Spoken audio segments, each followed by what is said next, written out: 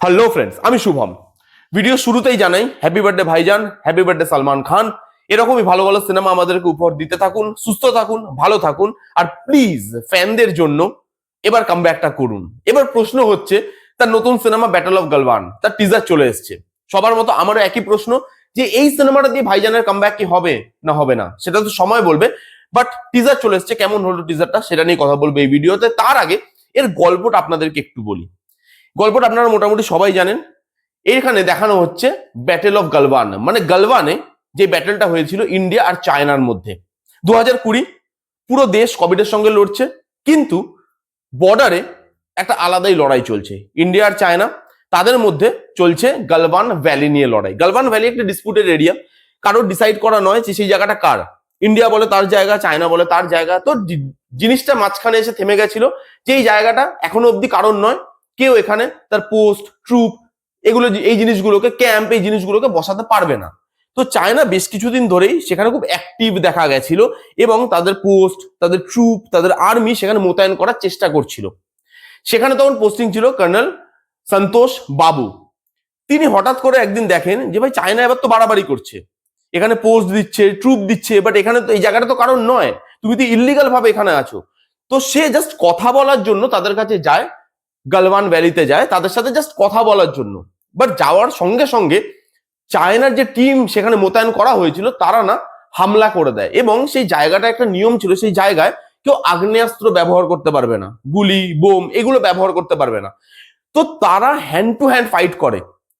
Colonel সন্তোষ বাবু, তার সঙ্গে ছিল 30 থেকে 35 জনের মতো সোলজার।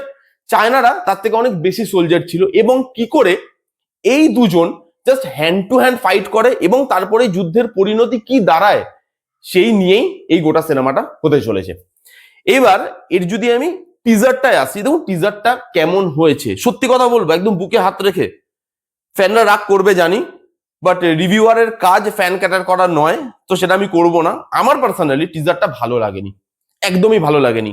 গল্পটা খুব সুন্দর, খুব ভালো একটা সাবজেক্ট চুজ করা হয়েছে, যে গল্পটা প্রত্যেকের জানা দরকার। যেই গল্পটা ভারতীয় বা ইন্ডিয়ান আর্মির একটা এমন দিনের কথা বলছে যেই দিন চাইলে চায়না ওই জায়গাটা দখল করে নিতেই পারতো, কিন্তু কিছু ইন্ডিয়ান আর্মি মিলে যেভাবে just hand to hand fight করে, হ্যান্ড টু হ্যান্ড ফাইট, পাথর, লোহার শিক এগুলো দিয়ে ফাইট করে সেই জায়গাটাকে তাদের হাতে যাওয়ার থেকে রক্ষা করলো, সেই জিনিসের গল্পটা প্রত্যেকটা ভারতীয়র জানা উচিত।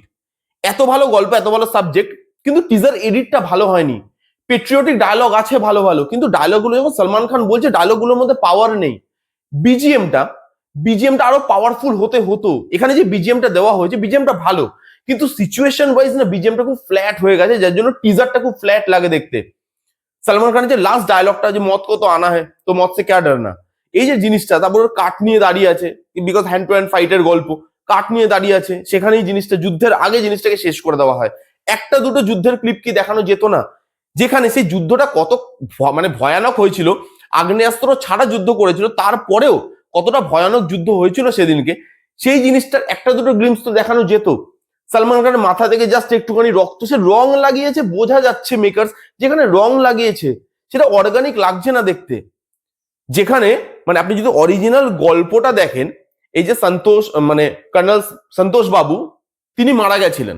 তার বডি যখন পরের দিন পাওয়া যায়, তখন তার বডিতে অজস্র মানে ঘায়ের দাগ ছিল, অজস্র কাটা ছেঁড়ার দাগ ছিল তার বডিতে।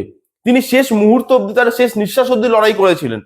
সেখানে আপনি ওরকম একটা মেকআপ দিচ্ছেন সলমান খানকে। এই গল্পটা মোটামুটি এখন সবাই জানে। সলমান খান যখন এই সিনেমাটা নিয়ে বই করছে, সলমান খানের ফ্যান যারা আছে, তখন এই সিনেমাটা নিয়ে বা এই গল্পটা নিয়ে তারা আরো বেশি জানতে শুরু করেছে। তো সেই জায়গায় সেই মোমেন্ট গুলো আপনাকে তো একটু তুলে ধরতে হবে। Flat BGM, flat dialogue delivery, Salman খানের ডায়লগ ডেলিভারিতে না সেই জোশটাই দেখা গেল না, যেই জোশটা ওই মোমেন্টে দরকার ছিল। যে আপনি একটা টিমকে, আপনার টিমকে আপনি উদ্বুদ্ধ করছেন সেই লড়াইটার জন্য, তার যে ডায়লগ ডেলিভারি, সেই জিনিসটা তো আপনার সেই পাওয়ারটা থাকতে হবে। সানি দেওয়াল এই মোমেন্ট গুলোতে ডায়লগ দেয়, দেখবেন যে টিম খুব ছোট, লড়াইটা হয়তো সমানে সমানে হচ্ছে না, কিন্তু এত পাওয়ারফুলি জিনিসটাকে ভয়েস ওভার দিয়ে মানে ভয়েস দেয় যে পুরো টিম, অডিয়েন্সও সেখানে জোশে চলে আসে, ভাই দেখিয়ে দেবো আমরা, কম তো কি হয়েছে, আমরা কি পারবো না। এই জিনিসটা সলমান খানের ভয়েসে লাগলো না। জায়গাটা ভালো, লুক অ্যান্ড ফিলটা ভালো, লাদাখে শুট করা, তো জায়গাটা ভালো লাগছে দেখতে।